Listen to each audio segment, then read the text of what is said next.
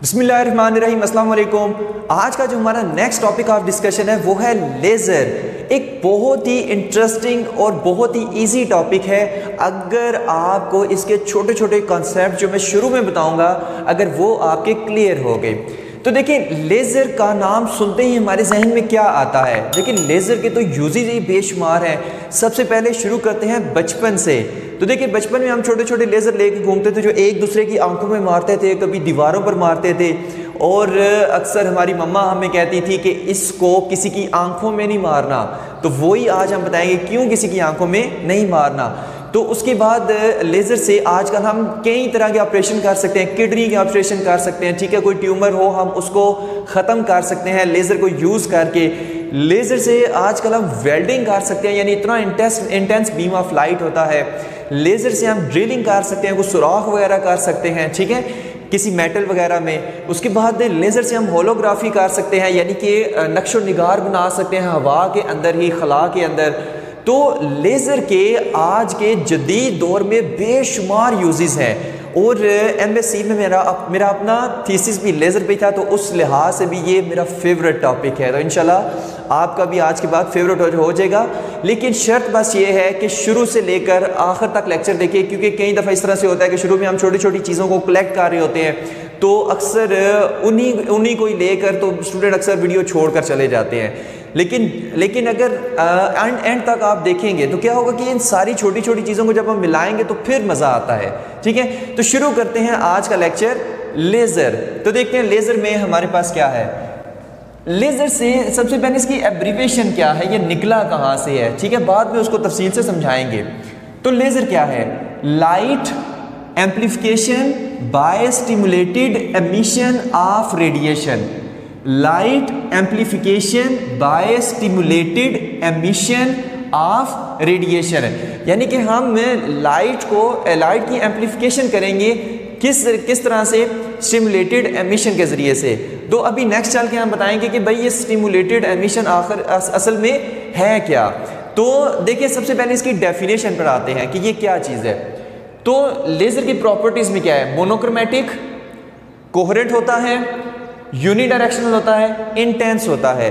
तो अगर यहाँ से हम लेज़र की डेफिनेशन बनाएं तो हम कहेंगे laser is a monochromatic, coherent, unidirectional and intense beam of light is called laser, ठीक है। अब monochromatic, coherent, unidirectional and very intense beam of light is called laser. अब वन बाय वन देखते हैं कि इनका मतलब क्या है। तो सबसे पहले देखते हैं मोनोक्रोमेटिक। देखिए, ये आप फर्स्ट ईयर में भी पढ़ के आ चुके हैं। मोनोक्रोमेटिक का मतलब होता है सिंगल कलर, सिंगल वेवलेंथ। आपने देखा होगा कि कोई भी आप लेज़र ले ले तो उसका सिंगल कलर होता है, मतलब या रेड होगा या ब्लू होगा या ग्रीन होगा, यानी सिंगल कलर होता है।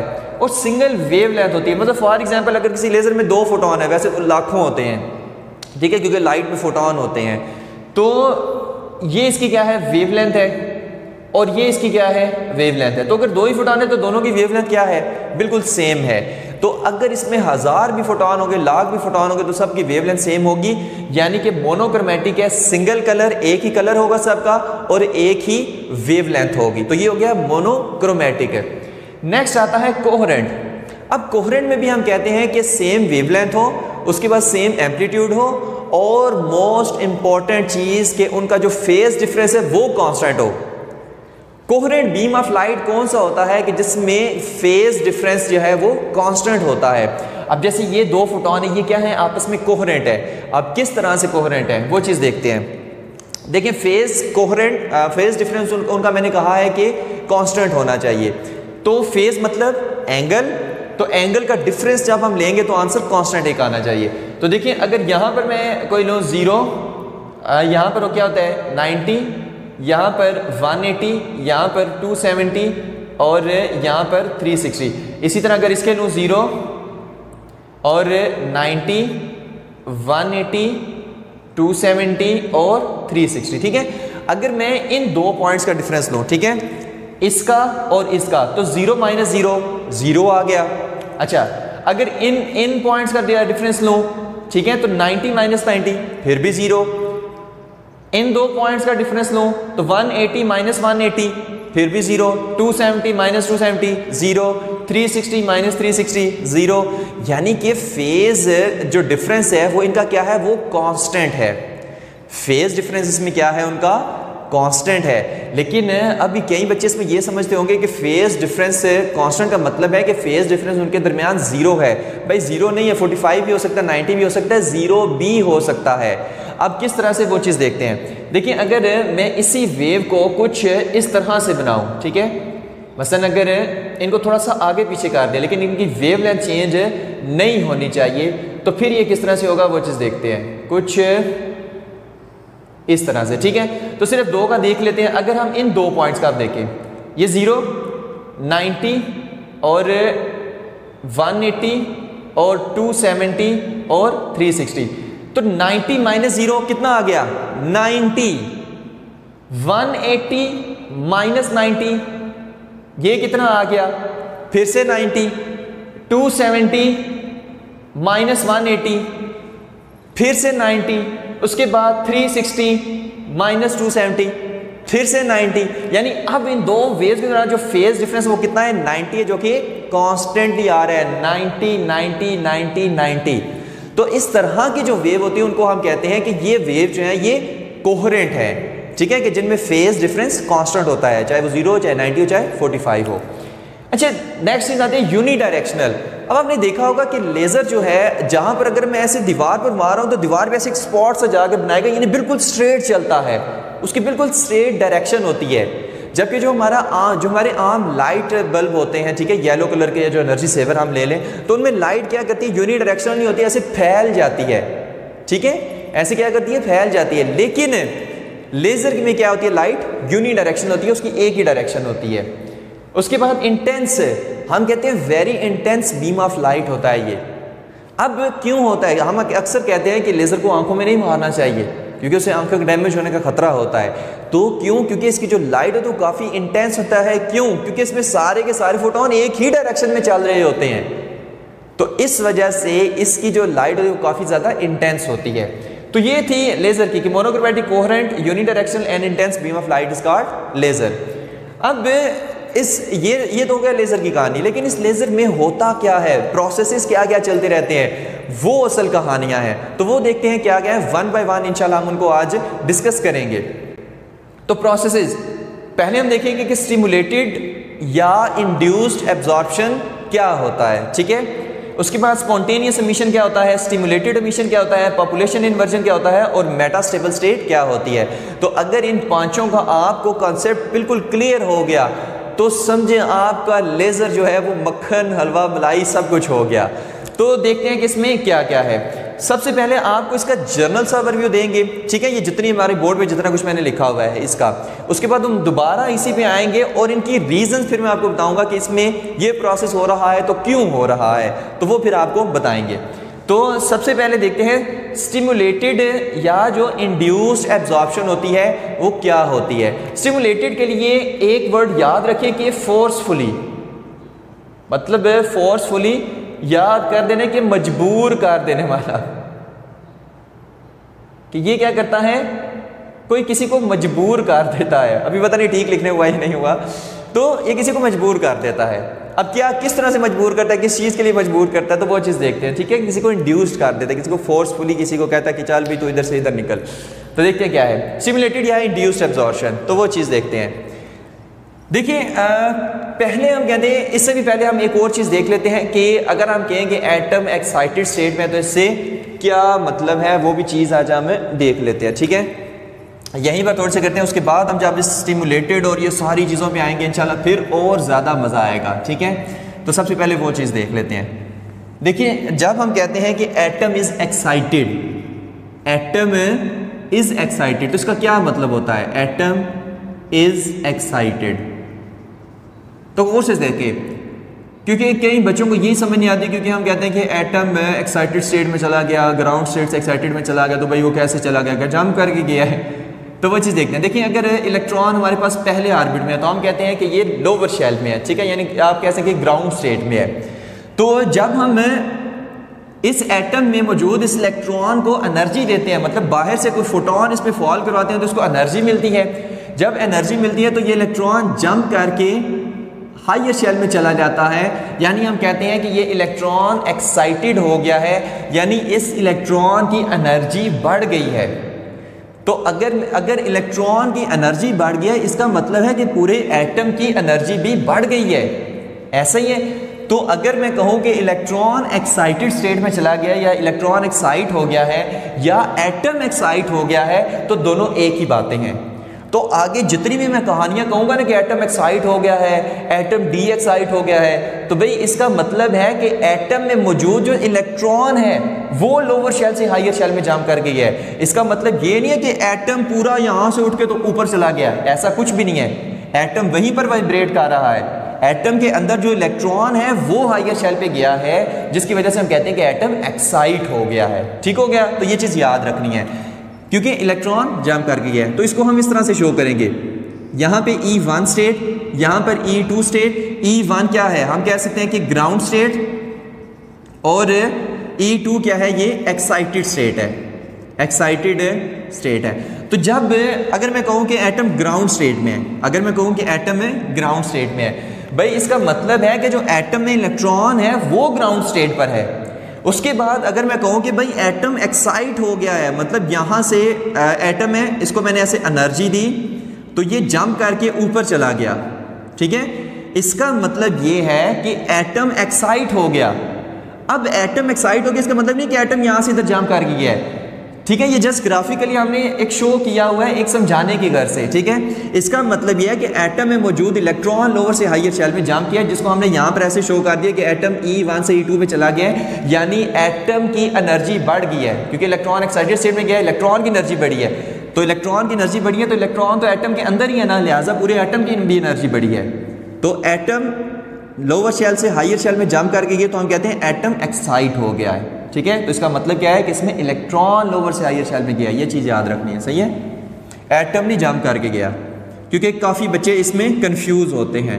ठीक है, तो आगे मैं हर चीज़ में एटम एटम एटम ही करता रहूँगा, तो बस इसको समझ जाना है कि इलेक्ट्रॉन उसमें ट्रांजिशन कर रहा है। ठीक है, एटम ट्रांजिशन नहीं कर रहा।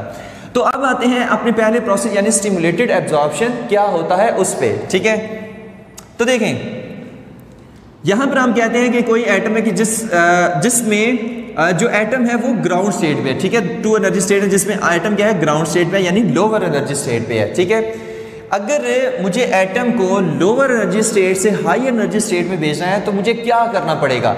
भाई मुझे एटम को एनर्जी देनी पड़ेगी।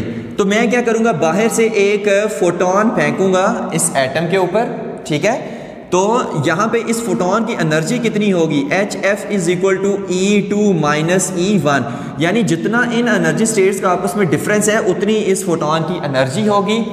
ये फोटोन अपनी एनर्जी एटम को दे देगा, एटम उस एनर्जी को एब्जॉर्ब करेगा और यहाँ से हट के एक्साइटेड स्टेट में चला जाएगा।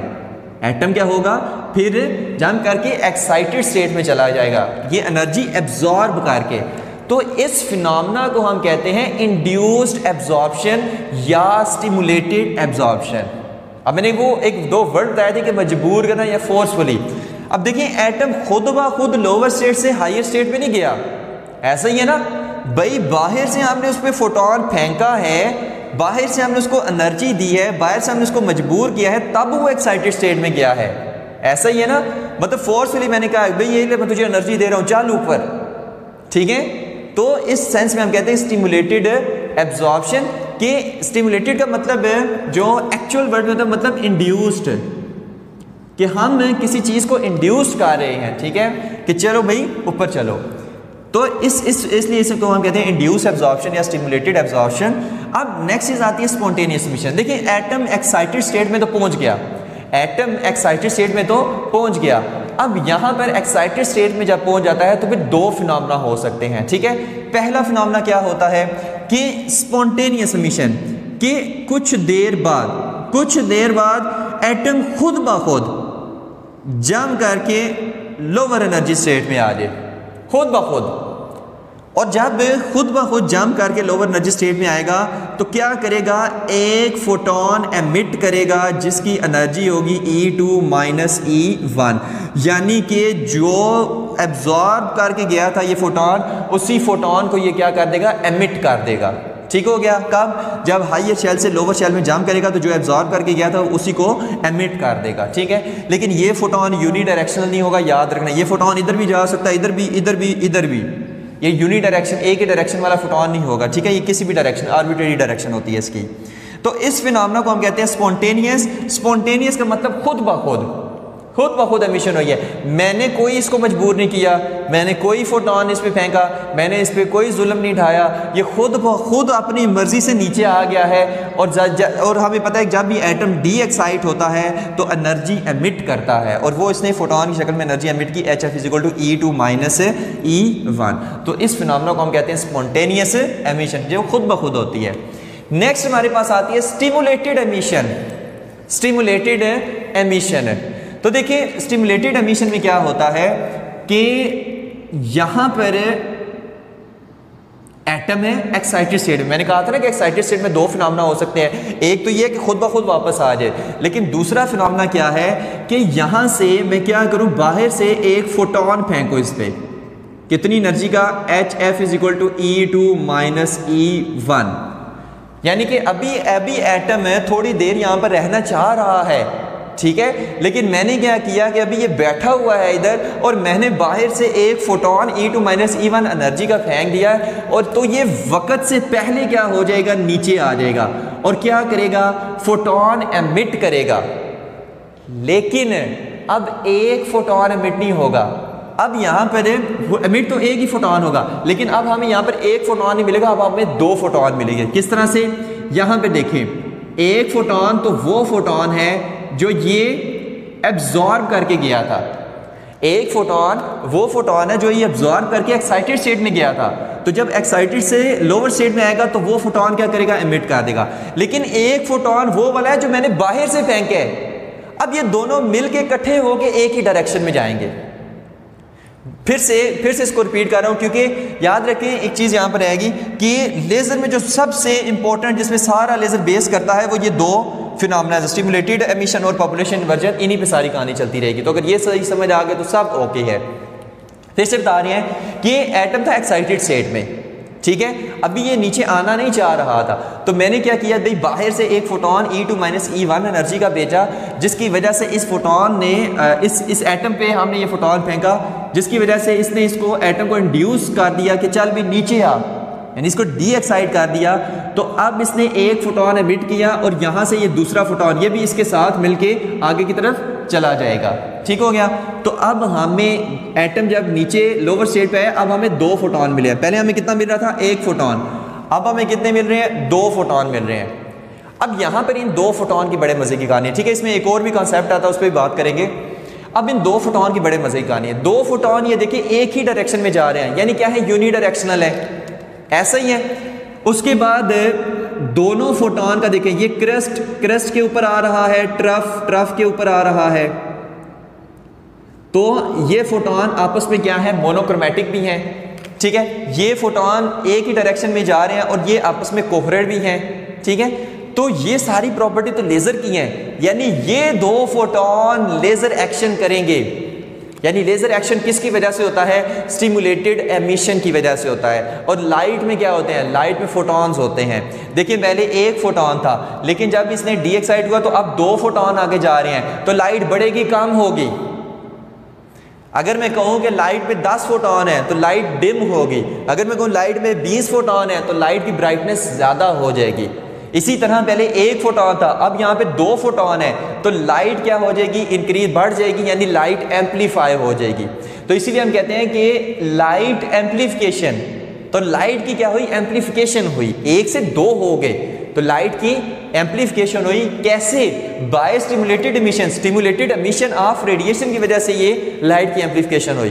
तो इससे यही हमारे पास क्या है, ये लेजर है, ये दो फोटॉन लेजर का एक्शन करेंगे। अब यहाँ पर एक और कॉन्सेप्ट आता है कि ये जो फोटॉन है, क्या इसने इसको अपनी एनर्जी दी है, क्या इस फोटॉन ने इस एटम को अपनी एनर्जी दी है, ऐसा कुछ नहीं है। ये चीज़ हमेशा याद रखनी है। ये फोटॉन क्या किया है, सिर्फ आप कह सकते हैं कि इस एटम के पास से गुजरा है। अब इस फोटोन के पास एनर्जी भी है, इस फोटोन के पास फ्रीक्वेंसी भी है, तो यहाँ पर एक एटॉमिक रेजोनेंस का फिनोमेना होता है जो आप हायर क्लासेस में डिटेल से पढ़ेंगे, ठीक है। तो उसके मुताबिक ये क्या होता है, ये फोटोन जब इस एटम के पास से गुजरता है तो इसको इंड्यूस करता है कि ये डी एक्साइट हो जाए, मतलब हायर शेल को छोड़कर लोअर शेल में आ जाए, ठीक है।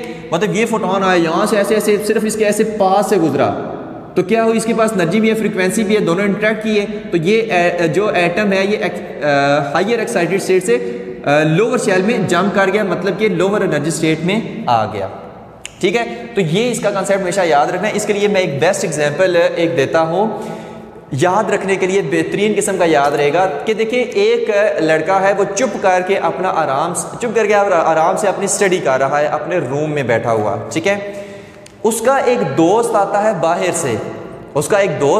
बाहर से और कहता है कि चलो भाई सिनेमा चलो, फलां मूवी लगी हुई है। अब जो दोस्त पढ़ने वाला था, उसका जो पढ़ रहा था, अब उसको मूवीज़ का बड़ा शौक है, तो वो क्या करेगा, जो बाहर से दोस्त आया है, जो उसको बताने आया है कि सिनेमा पे मूवी लगी है कि चलो भागो अब हम चलें, तो क्या होगा कि वो अपनी पढ़ाई छोड़ के उसके साथ चल पड़ेगा। दोस्ती उनकी बहुत ज़्यादा गहरी है। सेम इसी तरह जब ये फोटोन क्या करेगा, इसके से पास से इसके साथ इंटरेक्ट करता हुआ ऐसे गुजरेगा, तो क्या करेगा, इसको मजबूर करेगा कि ये हायर शेल से लोअर शेल में आ जाए। तो ये ज़ाहिर है फोटोन इमिट करेगा, तो एक ये फोटोन दोनों मिलके लेजर एक्शन करेंगे, यूनी डायरेक्शन हो के ऐसे दोनों चल पड़ेंगे, मतलब एक था तो दो हो जाएंगे, ठीक हो गया। एक पहले ही आपने फेंका, एक डी एक्साइटेशन की वजह से। तो ये फिनोमेना हमेशा याद रखना है। नेक्स्ट आता है नॉर्मल पॉपुलेशन।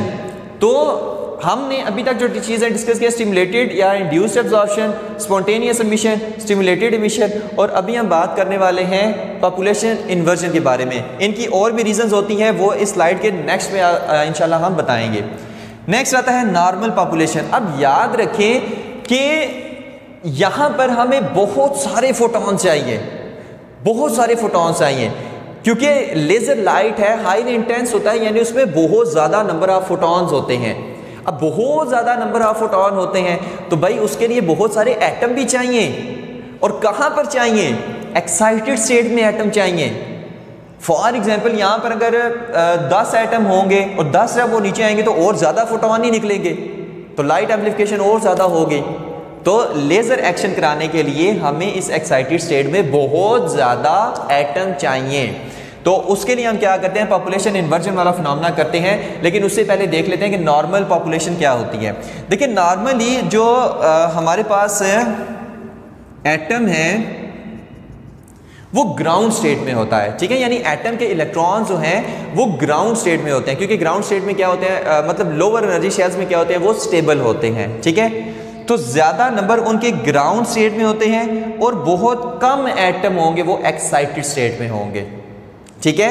मतलब फॉर एग्जांपल 5 जो एटम है वो ग्राउंड स्टेट में है और 2 जो है वो एक्साइटेड स्टेट में है। तो ये नॉर्मल पॉपुलेशन है। पॉपुलेशन होता है आबादी, तो यहाँ पर आबादी इकट्ठी हो गई है, तो ये नॉर्मली हम जो नॉर्मल ऑपरेशन होता है दुनिया में, ठीक है, एटम के अंदर, कि उसकी ग्राउंड स्टेट में ज़्यादा हमारे पास इलेक्ट्रॉन होते हैं और हायर स्टेट में कम इलेक्ट्रॉन होते हैं। तो ऐसी स्टेट को हम कहते हैं normal population, in which the atom in ground state is greater then excited state, ठीक है।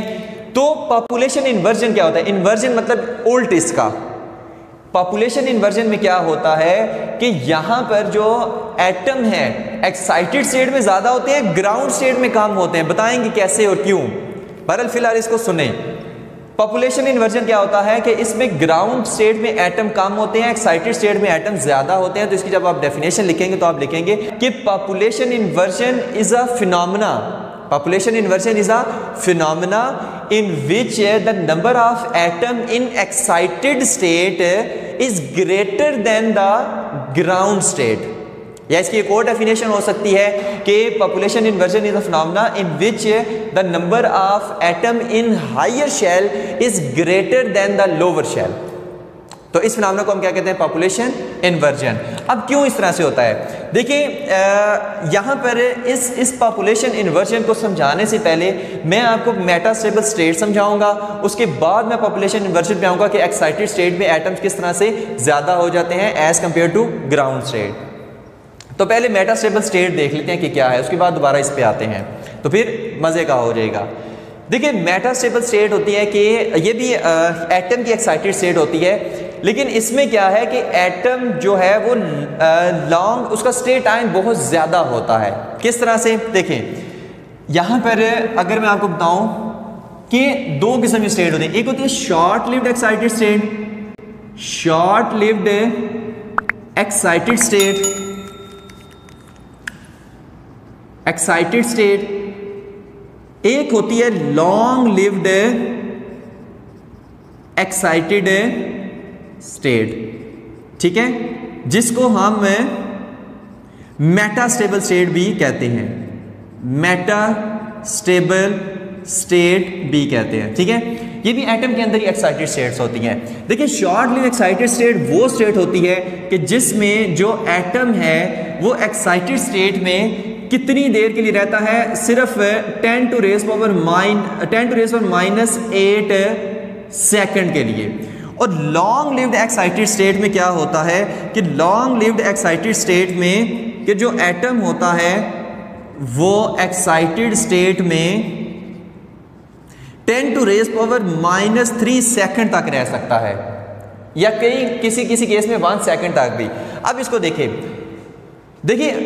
एटम में ये एक्साइटेड स्टेट होती है, तो देखिए अगर एटम जो है एक्साइटेड स्टेट में 10 टू रेज़ पावर -8 सेकंड के लिए रह रहा है, तो इसका मतलब है ये कौन सी एक्साइटेड स्टेट है, ये शॉर्ट लिव्ड एक्साइटेड स्टेट है। और अगर एटम जो हमारे पास एक्साइटेड स्टेट में 10 टू रेज़ पावर -3 सेकंड के लिए रह रहा है, तो ये लॉन्ग लिव्ड एक्साइटेड स्टेट है, ठीक है। या एक और तरीके, आसान तरीके से तो समझाते हैं अपनी ज़ुबानी में कि फॉर एग्जांपल एटम जो है वो शॉर्ट लिव्ड एक्साइटेड स्टेट, इस स्टेट में रह सकता है 2 मिनट के लिए। कितने मिनट के लिए? फॉर एग्जांपल 2 मिनट के लिए। तो ये उसका शॉर्ट लिव्ड एक्साइटेड स्टेट है कि बहुत कम टाइम के लिए यहाँ पर रुक सकता है, उसके बाद उसको नीचे आना ही पड़ेगा, ठीक है। और ये for example long lived excited state या मेटा स्टेबल स्टेट है। आप कह सकते हैं कि फॉर एग्जांपल कि एटम इस एक्साइटेड स्टेट में 10 मिनट के लिए रह सकता है या रहता है, तो इस स्टेट को फिर हम क्या कहेंगे, लॉन्ग लिव्ड एक्साइटेड स्टेट या मेटा स्टेबल स्टेट। क्यों?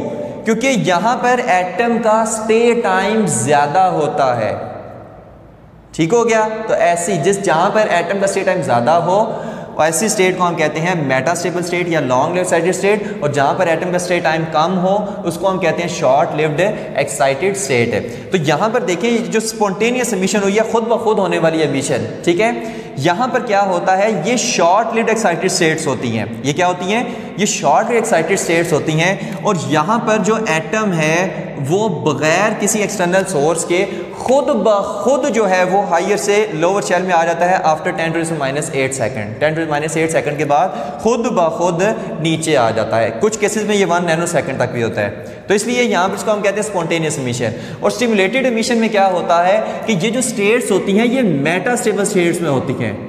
ये क्या होती हैं? ये मेटा स्टेबल स्टेट्स होती हैं जिनमें एटम का जो स्टे टाइम है वो 10 टू रेज़ पावर -3 सेकंड या कुछ केसेस में 1 सेकंड तक भी होता है। तो यहाँ पर देखिए अभी उसका 10 टू रेज़ पावर -3 सेकंड पूरा भी नहीं था हुआ। 10 टू रेज़ पावर -3 सेकंड के बाद उससे खुद ब खुद नीचे आ जाना था, लेकिन मैं चाह रहा हूँ कि वो 10 टू रेज़ पावर -3 सेकंड से पहले नीचे आ जाए। तो मैंने क्या किया, इसलिए बाहर से फोटोन फेंका, जिसकी वजह से एटम क्या हुआ, हायर से लोअर शेल में जंप हो गया और हमें 2 फोटोन मिले, ठीक हो गया जी। तो इसलिए हम कहते हैं। अच्छा, पॉपुलेशन इन्वर्जन में क्या होगा? पॉपुलेशन इन्वर्जन में भी क्या होता है कि ये जो स्टेट हमारे पास एक्साइटेड स्टेट होती है, ये कौन सी स्टेट होती है? ये मेटा स्टेबल स्टेट होती है। और मेटा स्टेबल स्टेट मैंने अभी बताया है कि जहां पर एटम का स्टे टाइम ज़्यादा होता है। एक्साइटेड स्टेट ही होती है, लेकिन लॉन्ग लिव्ड एक्साइटेड स्टेट होती है क्योंकि यहाँ पर एटम का स्टे टाइम ज़्यादा होता है। अब क्या होगा, ग्राउंड स्टेट में एटम ज़्यादा है, ठीक है, तो यहाँ से मैं क्या करता जाऊँगा, इनको फोटोन देता जाऊँगा। तो जब फोटोन दूंगा मतलब एनर्जी इनको दूंगा तो एटम एक्साइटेड स्टेट में चले जाएंगे। अब एक्साइटेड स्टेट में इनका स्टे टाइम क्या है, ज़्यादा है। अभी इनका एक्साइटेड स्टेट में स्टे टाइम ज़्यादा है। अभी जो नीचे से ऊपर एटम गए थे, अभी वो भी नीचे नहीं थे आए कि इससे पहले जो मज़ीद नीचे एटम थे वो भी ऊपर पहुंच गए। फिर से बता रहा हूं कि यहाँ पर एटम का स्टे टाइम ज़्यादा है एक्साइटेड स्टेट में, ठीक है, मेटा स्टेबल स्टेट आप इसको कहते हैं। लॉन्ग लिव्ड एक्साइटेड स्टेट या मेटास्टेबल स्टेट, यहाँ पर स्टे टाइम एटम का ज़्यादा है। तो यहाँ से मैंने क्या किया, एटम्स को एनर्जी दी ग्राउंड स्टेट से, तो वो क्या हुए एक्साइटेड स्टेट में चलेंगे, लॉन्ग लिव्ड एक्साइटेड स्टेट में। अब इससे पहले कि ये नीचे आए, इनके नीचे आने से पहले और बहुत ज़्यादा एटम्स को एनर्जी मिली और वो ऊपर पहुँच गए। तो कुछ देर बाद यहाँ पर वो कहते हैं पंजाबी में जमघटा सा लग जाएगा, यानी काफ़ी large number of atoms excited state में हमें मिलने लग पड़ेंगे। तो ग्राउंड स्टेट में फिर एटम क्या हो जाएंगे, कम हो जाएंगे। क्यों? क्योंकि ये मेटास्टेबल स्टेट है, यहाँ पर एटम ज़्यादा देर के लिए खाना पीना कर सकता है। तो अभी ये खाना पीना कर रहा था कि इतने में बाकी जो ग्राउंड स्टेट में एटम थे वो भी ऊपर आ गए। ठीक है, तो यहाँ पर जमघटा सा ला गया, आबादी ज़्यादा हो गई, तो इस वजह से यहाँ पर हम कहते हैं कि पॉपुलेशन इन्वर्जन का फिनोमेना होगा। तो इसलिए हम कहते हैं कि when the number of atom in metastable state या long lived excited state is greater than the ground state, this phenomena is called population inversion. ठीक है, तो मेटास्टेबल स्टेट भी मैंने आपको बता दी है। तो यहाँ तक ये सारी इसकी बेसिक्स थी। अगर ये बेसिक्स आपको क्लियर हैं तो आगे वाली जो चीज़ें आने वाली हैं अभी हम इन सब को इकट्ठा करेंगे। ठीक है, और 3 एनर्जी स्टेट्स वाला जो हम फिनोमेना है वो देखेंगे, तो इससे इंशाल्लाह और ज़्यादा आपको क्लियर हो जाएगा। अब हम बात करते हैं प्रॉपर लेज़र की वर्किंग के बारे में। तो देखिए यहाँ पर हमने कोई मटेरियल लिया कि जिसमें एटम्स की ये 3 एनर्जी स्टेट्स हैं। ठीक है, अब जो ये फर्स्ट ये वाली एनर्जी स्टेट है इसको हम क्या कहेंगे, ग्राउंड स्टेट। ये उनकी क्या है, ग्राउंड स्टेट है। और हमें पता है कि ग्राउंड स्टेट में लार्ज नंबर ऑफ इलेक्ट्रॉन्स होते हैं। ठीक हो गया। और ये उनकी क्या है, मेटास्टेबल स्टेट है। ये कौन सी स्टेट है, मेटास्टेबल स्टेट। और ये तीसरे नंबर वाली ये कौन सी है, ये शॉर्ट लिव्ड एक्साइटेड स्टेट है। शॉर्ट लिव्ड एक्साइटेड स्टेट है। अब यहां से आप मुझे बताएं कि मेटास्टेबल स्टेट में जो स्टे टाइम होता है एटम का वो कितना होता है, 10 टू रेज़ पावर -3 सेकेंड। तो यहां पर आप यहां पर लिख लें 10 टू रेज़ पावर -3 सेकेंड। ठीक है, और जो हमारे पास शॉर्ट लिव्ड एक्साइटेड स्टेट है वहां पर एटम का स्टे टाइम कितना होता है भाई, वहां पर 10 टू रेज़ पावर -8 सेकेंड होता है। मतलब 10 टू रेज़ पावर -8 सेकेंड के लिए यहां पर स्टे कर सकता है एटम। इसमें 10 टू रेज़ पावर -3 सेकेंड के लिए स्टे कर सकता है। अब यहाँ से हम क्या करेंगे, फॉर एग्जांपल जो ग्राउंड स्टेट में एटम्स हैं वो 5 पड़े हुए हैं, वैसे तो हज़ारों होते हैं। ठीक है, मुख्तलिफ अगर एटम्स हों तो यहाँ पर हमारे पास ग्राउंड स्टेट में फॉर एग्जांपल 5 एटम पड़े हुए हैं। ठीक है, तो यहाँ से हम क्या करेंगे, इनको एनर्जी देंगे। एनर्जी देंगे, एक को एनर्जी दी कितनी, HF is equal to E3 minus E1। ठीक है, E1 E2 E3। तो मैंने इसको एनर्जी दी E3 माइनस E1, यानी कि जब मैंने इसको एनर्जी दी तो ये जंप करके शॉर्ट लिव्ड एक्साइटेड स्टेट में चला गया। ये जंप करके शॉर्ट लिव्ड एक्साइटेड स्टेट में चला गया। भाई मैंने डायरेक्ट इसको मेटास्टेबल में क्यों नहीं भेजा, क्योंकि मेटास्टेबल में डायरेक्ट भेजा डिफिकल्ट होता है, तो हम शॉर्ट लिव्ड एक्साइटेड स्टेट के थ्रू मेटास्टेबल में एटम को भेजते हैं। ठीक है, तो ये एक चीज़ होगी। अब क्या होगा, यहाँ पर जाहिर है 10 टू रेज़ पावर -8 सेकेंड है, बहुत कम टाइम के लिए एटम यहाँ पर स्टे कर सकता है। तो यहाँ पर जो एमिशन होगी वो कौन सी होगी, वो स्पॉन्टेनियस एमिशन होगी। मैंने कहा था वो पिछले, अगर आपको याद है तो ये सारा हलवा है, स्पॉन्टेनियस एमिशन होगी। ठीक है, और यहाँ से ये जंप करके किधर आ जाएगा, मेटास्टेबल स्टेट में आ जाएगा। और क्या करेगा, एक फोटोन जिसकी एनर्जी है HF is equal to E3 minus E2 वो एमिट कर देगा। ठीक है, और ये कम एनर्जी होती है और ये जस्ट हीट के लिए यूज़ होती है, ये लेज़र एक्शन के लिए ये फोटोन एनर्जी का ये यूज़ नहीं होता। ठीक है, जस्ट हीट को बढ़ाता है।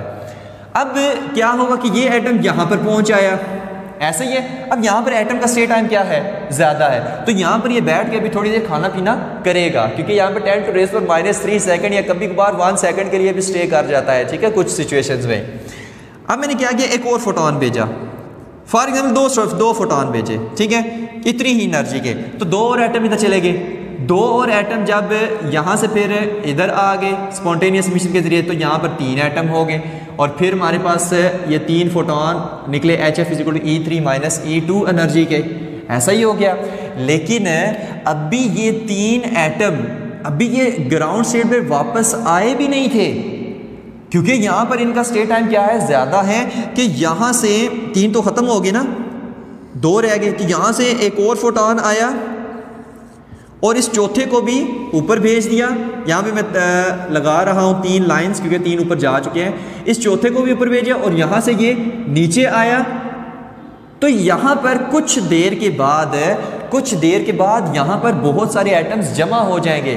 क्यों? क्योंकि ग्राउंड से तो कंटिन्यूसली उनको एनर्जी मिलती जा रही है एटम्स को, और वो ऊपर जाते जा रहे हैं और ऊपर से इस मेटास्टेबल स्टेट में आते जा रहे हैं। लेकिन भाई यहाँ से ये एटम नीचे आएंगे तो मैं फिर इनको एनर्जी दे के ऊपर भेजूंगा ना।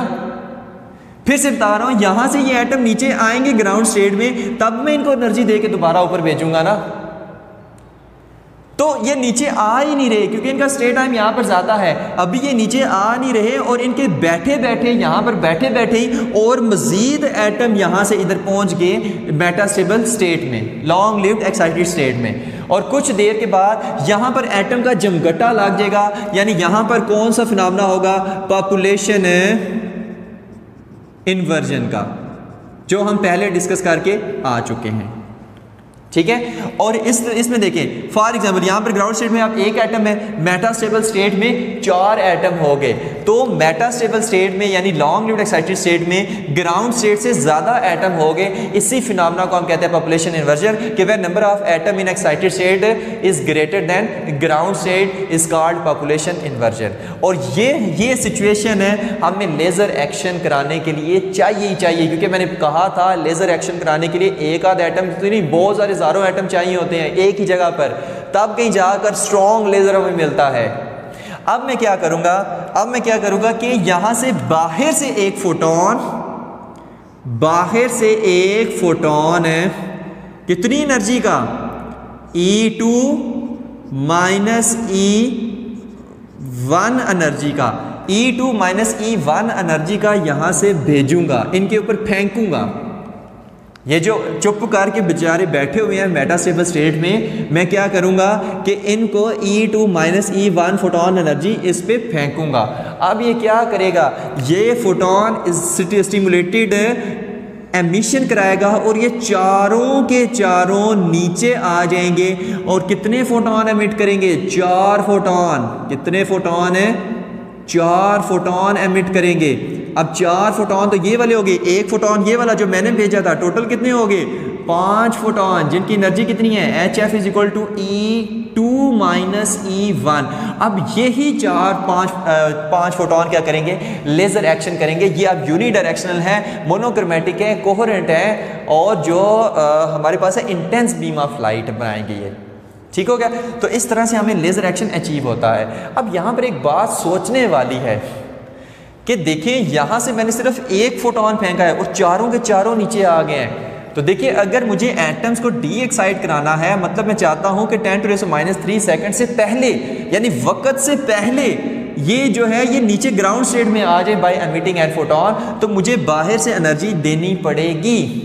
लेकिन मैंने बाहर से सिर्फ एक फोटोन फेंका है। आप सोच रहे होंगे कि सर 4 फोटोन क्यों नहीं फेंके? क्योंकि 4 एटम है तो 4 फोटोन फेंको, तो फिर ये नीचे आए तो यहाँ पर 5 की बजाय हमें 8 फोटोन मिलने चाहिए।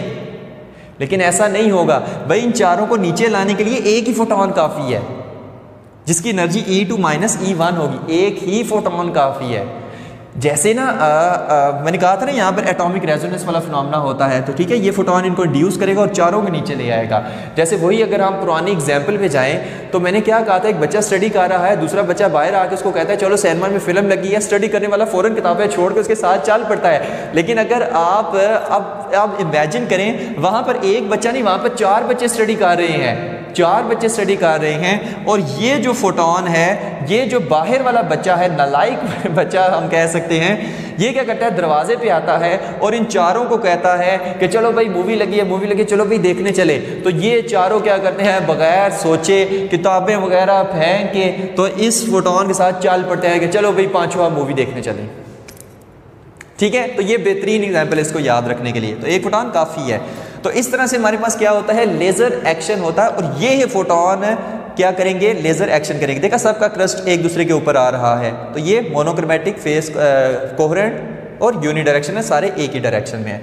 तो ये सारा इसमें क्या होता है, फिनोमेना होता है। अब यहाँ पर एक और बात है कि ये सारा फिनोमेना जो है ये बाहर हवा में तो नहीं हो रहा होता, ठीक है। तो ये सारा फिनोमेना एक डिस्चार्ज ट्यूब में हो रहा होता है कि जिसके साथ हमने एक लार्ज पोटेंशियल डिफरेंस की बैटरी भी अटैच की होती है। बताएंगे ये भी क्यों अटैच की होती है। और इसमें क्या होते हैं, दो मिरर होते हैं। एक जो होता है मिरर, ये क्या है, ये भी एक मिरर है और ये भी मिरर है उसी डिस्चार्ज ट्यूब के अंदर।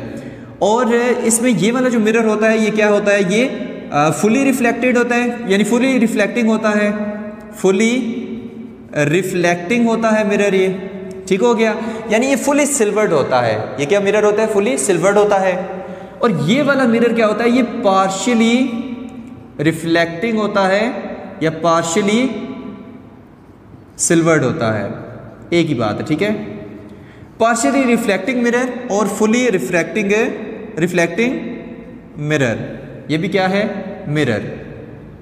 तो ये क्यों रखे जाते हैं इस तरह से, एक पार्शियली रिफ्लेक्टिंग है, फुली रिफ्लेक्टिंग, ऐसा क्यों है, तो उसकी रीज़न भी बताते हैं।